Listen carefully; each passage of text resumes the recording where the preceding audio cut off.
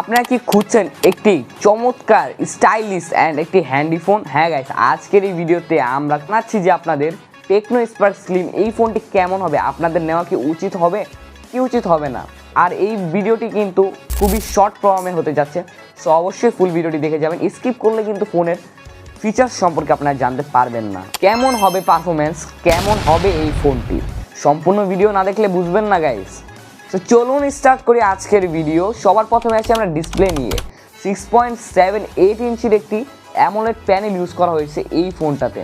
Techno থেকে একটি super AMOLED display, মানে আশা করি আমরা এই ফোনটা থেকে, কারণ ফোনটা অনেক বেশি ফিউচারিস্টিক, সো ফিউচারে এইসব ফোনে আসার সম্ভাবনা অনেক বেশি গেছে, তাই না? এখন আমরা কথা বলি ব্যাটারি লাইফ নিয়ে। এই ফোনের সবচেয়ে গুরুত্বপূর্ণ অংশ, কারণ ব্যাটারি যদি ভালো না হয় তা ফোন চালিয়ে মজা নেই। 5200 mAh বিগ ব্যাটারি ইউজ করা হয়েছে এই ফোনটাতে। ফোনটা আমার কাছে মানে ব্যাটারি স্ক্রিন টাইম হিসাবে মোটামুটি আপনারা 1.5 দিনের মতো ব্যাটারি ব্যাকআপ পেয়ে যাবেন, যেটা আমার ফোনে রয়েছে 5500 mAh। আমার ফোনটা নিয়ে যদি আপনারা রিভিউ চান তো অবশ্যই আসবে। আর গাইস, এই ফোনটার ব্যাটারি খারাপ না, তো আপনারা নিয়ে চালাতে পারেন, বাট এই প্রাইস রেঞ্জে একটু আপডেট ব্যাটারি হলে ভালো হতো আমার মতে। গাইস, এখন আসি আমরা ক্যামেরা নিয়ে। মেইন ক্যামেরা রয়েছে 50+50 মেগাপিক্সেল, যেটা দিয়ে আপনারা সুন্দর ছবি পেয়ে যাবেন। আর ফ্রন্টে রয়েছে 13 মেগাপিক্সেলের ক্যামেরা, যেটা দিয়ে আপনারা আশা করি ভালো একটি ছবি পেয়ে যাবেন। গাইস, এখন আমরা যাই গাইস স্টোরেজ নিয়ে।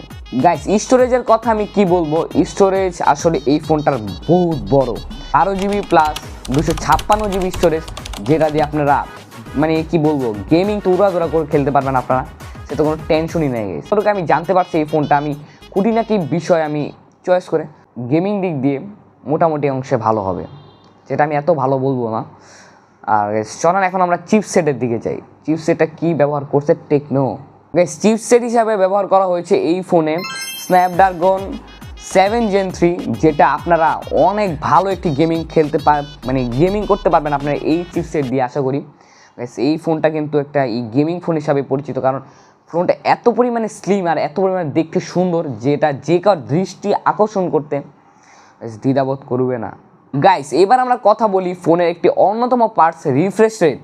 রিফ্রেশ রেট রয়েছে এই ফোনে 144 হার্টজ। আমি যতটুকু ভাবছিলাম এর থেকে বেশি দিয়ে দিছে এই ফোনে, ঠিক আছে? রিফ্রেশ রেট মানে 144 হার্টজ, বেট গুড ভাই, গুড টেকনো, লাইক দিস।